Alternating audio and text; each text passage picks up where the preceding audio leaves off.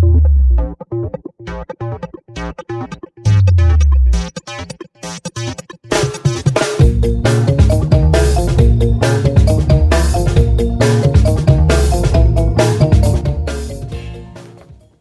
everybody, here's my 2006 Subaru Legacy GT. It's been a super fun car. I bought it brand new and love driving it up to Sun Valley, Idaho every winter to go skiing. I've been tearing it apart, cleaning it up. I decided to change some of the interior parts color from tan to black, so that's what I've been working on. I've removed all the lower dash, center console, and door trim. I also removed the seats and the carpet, and then washed and scrubbed the carpet in a kiddie pool with hot soapy water. Then I dried it in the sun.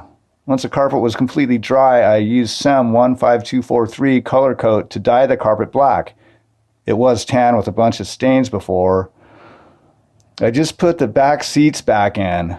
I had to tear it all apart because small field mice discovered they could easily penetrate the stock Subaru cabin air filter. It took me a while to figure this out. The smell was getting to me, so here we are.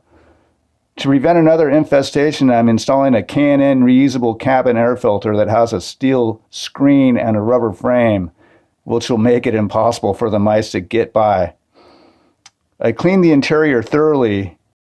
Plus, I painted the lower dash and interior door trim with Krylon Fusion all-in-one satin black paint.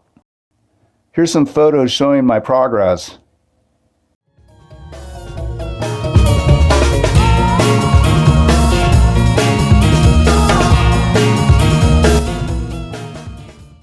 I'm getting ready to put the seats back in.